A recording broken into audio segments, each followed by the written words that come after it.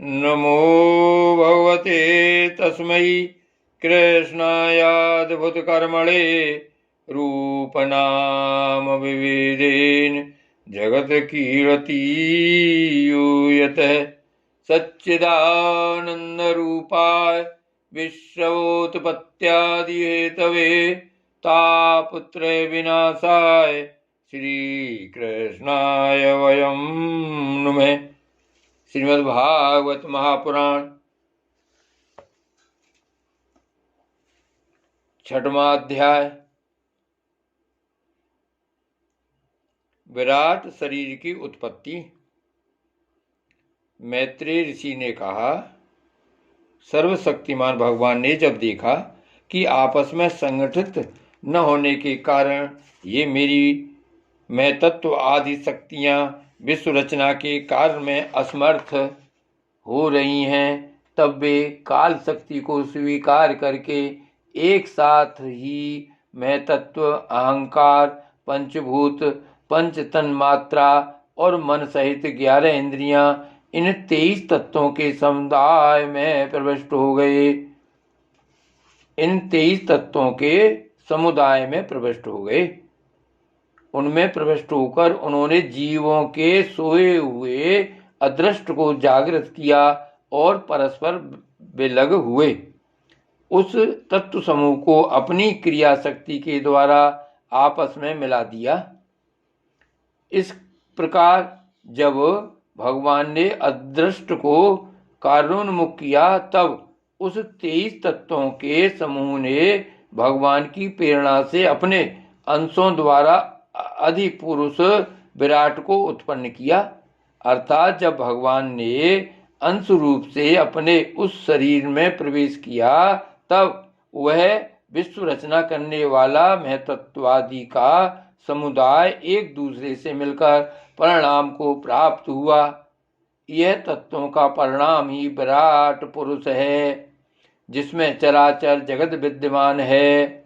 जल के भीतर जो अंड रूप आश्रय स्थान था, उसमें वह हृदय में विराट पुरुष संपूर्ण जीवों को साथ लेकर 1000 दिव्य वर्षों तक रहा।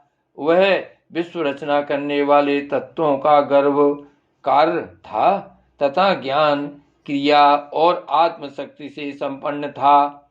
इन शक्तियों से उसने स्वयं अपने क्रमशः एक हृदय रूप, 10 प्राण रूप और 3 आध्यात्मिक, आदिदैविक, आदि भौतिक विभाग किए। यह विराट पुरुष ही प्रथम जीव होने के कारण समस्त जीवों का आत्मा, जीव रूप होने के कारण परमात्मा का अंश और प्रथम अभिव्यक्ति होने के कारण भगवान का आदि अवतार है। यह संपूर्ण भूत समुदाय इसी में प्रकाशित होता है। यह आध्यात्म, अधिभूत और अधिदैव रूप से 3 प्रकार का, प्राण रूप से 10 प्रकार का और हृदय रूप से 1 प्रकार का है।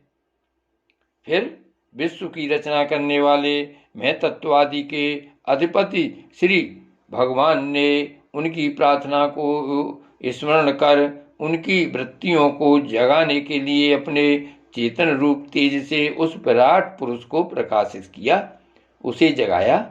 उसके जागृत होते ही देवताओं के लिए कितने स्थान प्रकट हुए, यह मैं बतलाता हूँ।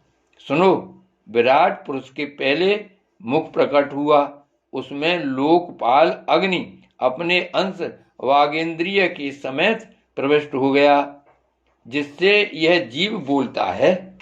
फिर विराट पुरुष के तालु उत्पन्न हुआ। उसमें लोकपाल वरुण अपने अंश रसनेन्द्रिय के सहित स्थित हुआ, जिससे जीव रस ग्रहण करता है। इसके पश्चात उस विराट पुरुष के नथुने प्रकट हुए। उनमें दोनों अश्विनी कुमार अपने अंश घ्राणेन्द्रिय के सहित प्रविष्ट हुए, जिससे जीव गंध ग्रहण करता है। इसी प्रकार जब उस विराट देह में आंखें प्रकट हुईं, तब उनमें अपने अंश नेत्रेंद्रिय के सहित लोकपति सूर्य ने प्रवेश किया। जिस नेत्रेंद्रिय से पुरुष को विविध रूपों का ज्ञान होता है। फिर उस विराट विग्रह में त्वचा उत्पन्न हुई, उसमें अपने अंश त्वगेंद्रिय के सहित वायु स्थित हुआ, जिस वगेंद्रिय से जीव स्पर्श का अनुभव करता है।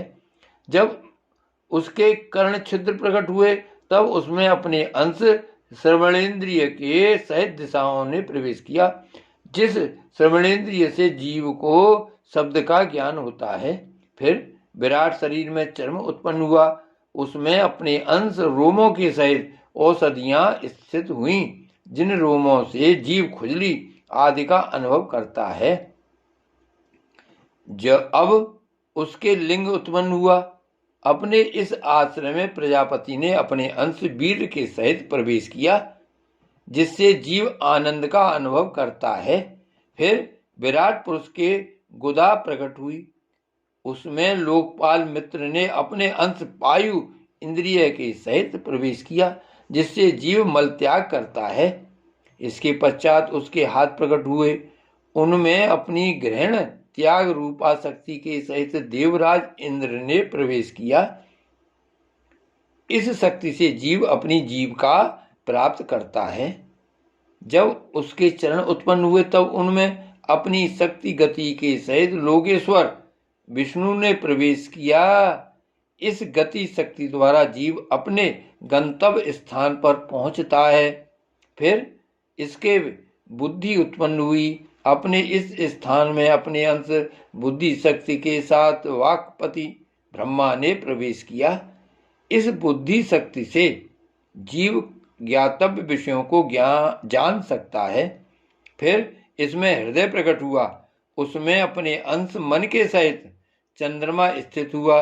इस मन शक्ति के द्वारा जीव संकल्प विकल्पादि रूप विकारों को प्राप्त होता है। संकल्प विकल्प आदि रूप विकारों को प्राप्त होता है। तत्पश्चात विराट पुरुष में अहंकार उत्पन्न हुआ। इस अपने आश्रय में क्रिया शक्ति सहित अभिमान रुद्र ने प्रवेश किया।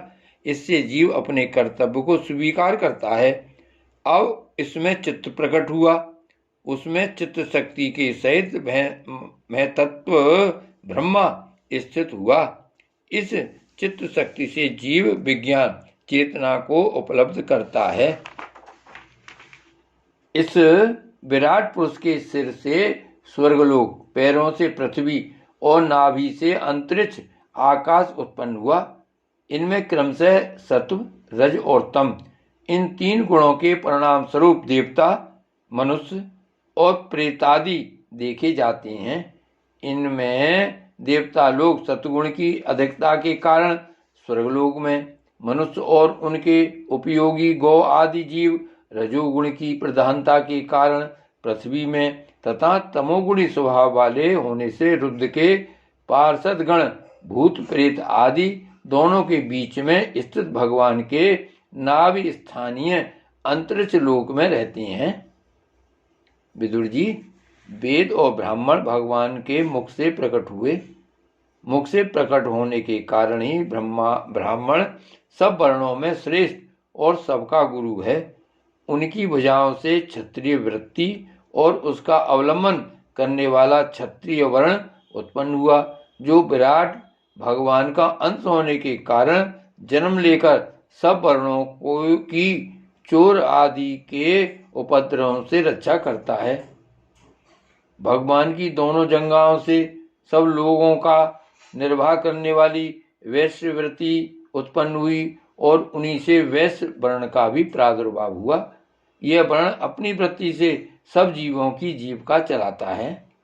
फिर सब धर्मों की सिद्धि के लिए भगवान के चरणों से सेवा वृत्ति प्रकट हुई और उन्हीं से पहल उस वृत्ति का अधिकारी शुद्ध वर्ण भी प्रकट हुआ, जिसकी वृत्ति से ही श्री हरि प्रसन्न हो जाते हैं।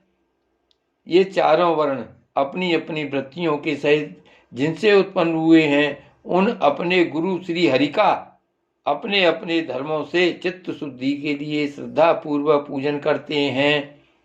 विदुर जी, यह विराट पुरुष काल, कर्म और स्वभाव शक्ति से युक्त भगवान की योग माया के प्रभाव को प्रकट करने वाला है।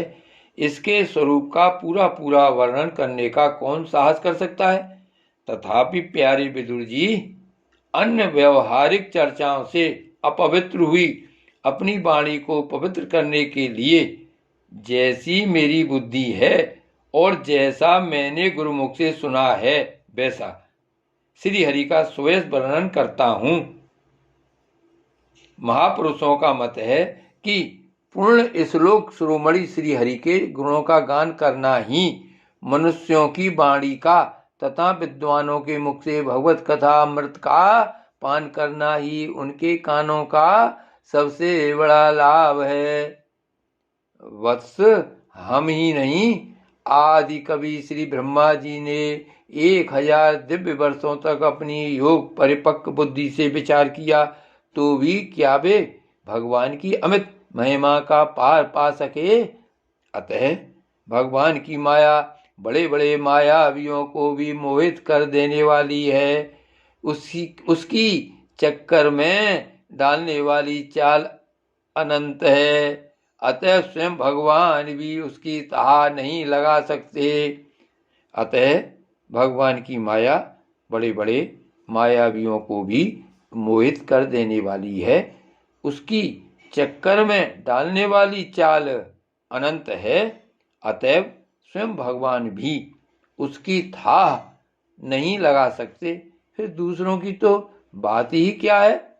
जहां न पहुंचकर मन के सहित वाणी भी लौट आती है तथा जिनका पार पाने में अहंकार के अभिमानी रुद्र तथा अन्य इंद्रियाधिष्ठाता देवता भी समर्थ नहीं हैं, उन श्री भगवान को हम नमस्कार करते हैं। श्री भागवत भगवान की जय। श्री वल्लभाधीश की जय। श्री गोवर्धन नाथ की जय। श्याम स्वरूप श्री अम्बे महारानी की जय। श्री गोकुलनाथ की जय। जय जय श्री गोकुलेश, जय जय श्री गोकुलेश, जय जय श्री गोकुलेश।